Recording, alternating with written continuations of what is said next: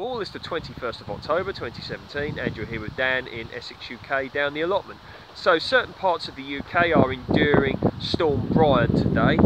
Temperatures of around 15 degrees C here. We've had a few high winds, but certainly nothing spectacular. A bit, you know, higher than average, definitely, but not certainly nothing that would indicate to me much of a storm around here, not yet anyway.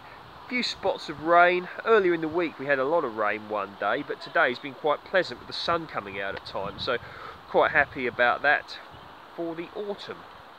So what I thought I'd do is come down the allotment and have a look what's going down. So taking a look at this, you may remember the huge amount of rhubarb that was growing down here. Look at that. And the crowns are still there, as you can see. Now these have been put to bed for the winter. In the spring they will come back with a vengeance, as they do every year.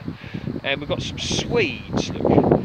They've been grown underneath this for some protection, a bit of chicken wire, at least whilst they're young, because when they're pretty small the birds can sometimes pull them out. So yeah, a bit of protection going on there. And here, as you can see, this is Swede as well.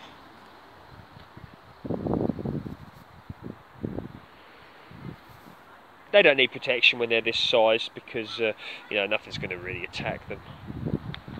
Got a pond liner here which is being used to cover up some bays, enriched, you see, with the organic matter, the old cabbage leaves, etc. Manure. I do like this this chard here. Very nice taste, this one. One of my favourites, that is chard. So over here, look at these raised beds. Now these are very nice, and they are marked off, the bays, with wood chip paths, and wood chip is a great thing to use. It's renewable for obvious reasons, and you can just walk down here and it helps to control weeds, etc, etc, and at least at this allotment it's free. Look at that, it's on a big pile and you just take what you want and you can use it. Of course it will eventually mulch down, but then you just replace it. So renewable source of path material, and it's free, so absolutely brilliant. And now let's have a look what we've got here.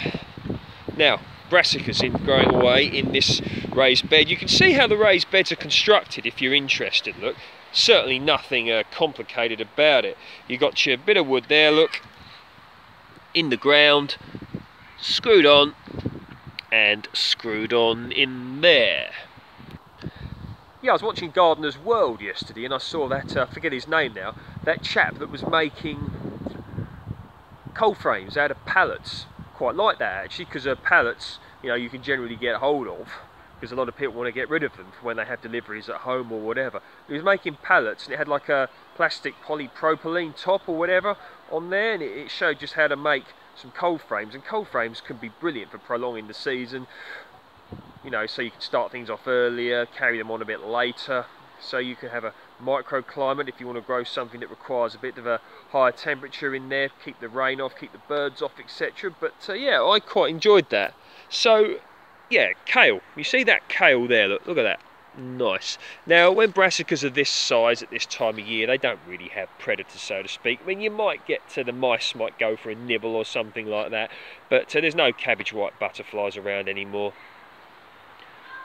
and the birds won't really go for them when they are. Oh, well, they do have one predator, obviously, snails and slugs still, look at that. Yeah, so they don't have, the birds won't attack them when they're like this, and as I stated before, cabbage white butterflies are gone now. But yeah, nice collection of brassicas here, heartening up lovely. Look, in fact that could be eaten. Look at that. Let them get a little bit bigger, but certainly doing well in there. And one good thing about raised beds is it can keep areas manageable, confined within the wooden barriers of it, and you can then enrich it with whatever you want. So you can put your compost in there, you can put your manure, your organic matter, etc., and the plants will thank you for it. Do a little bit of enrichment, and what is it they say, the plants are only as good as the soil in which they're grown in. There you go. So get your soil nicely enriched, and all being well, you can have brassicas to eat throughout the year. Got some more raised beds over here, look, all looking rather bare, but I believe some broad beans are going to be going in these. Oh, look at that, look. It's intriguing. Bit of Swiss chard growing there. But yeah, so a few broad beans in here would be good, wouldn't they? Something along those lines. Broad beans, usually put them in around November time, and then you'll get them, you know, earlier on next year, maybe about May time. So that's a good thing. Get them a little bit earlier if you put them in at this time of year. And the tale is that you'll miss the black fly if you do that. Some people believe that's true, some people don't. I'm open to suggestions of either way. But I grew some broad beans last year. One way that I grew a few broad beans about 5 years ago, maybe even longer than that, and I grew them up against a south-facing wall in a pot, and some of them were over 6 foot tall, so they really did benefit from that, and a massive crop as well. Obviously the extra heat from the south-facing wall certainly benefited it with regards to the microclimate, and the plant really liked it, rewarded me with a great crop. So that might be something you wish to try. But yeah, broad beans can go in next month, and some onions, some shallots can go in, a little bit of garlic as well. Got a hawthorn growing here, look at that. I do like hawthorns, some of them have lovely berries, don't they, mature ones, at this time of year, and they're beautiful flowers earlier on in the year, in the spring. One of my favourites. Can be prickly though. Bit of chard there, and a bit of the old rhubarb there. So yeah, still pursuing the healthy eating. I won't say that my diet is 100% clean and there's a lot of room for improvement, but I'm not craving the sugar so much and the sweets and the biscuits. So, you know, a little bit of willpower is being involved, but I'm finding other things to eat instead. Like I found these bars that are made out of dates and nuts. I'll try and remember the name of them, but I found them quite nice, and you get them from Aldi.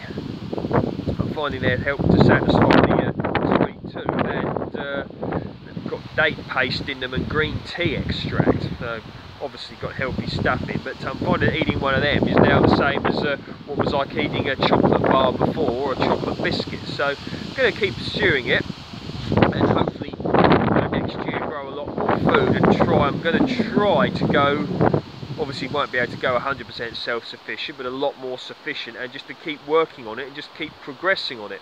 I keep thinking of you know, these people that manage to grow nearly all of their own food. Of course you need a lot of discipline to do that, but this is maybe something that I want to work towards in the future.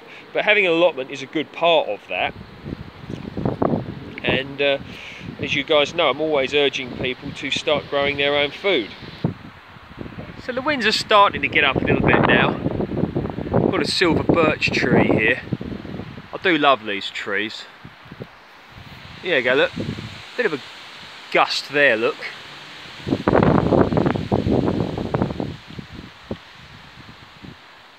But as you can see, nothing that I would class as particularly remarkable. But the sky is lovely, isn't it? Look up there, look. Look at them clouds.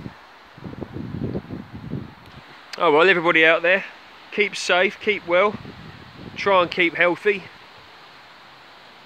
and enjoy being able to get outside whilst the weather is still fair. Take care, speak soon.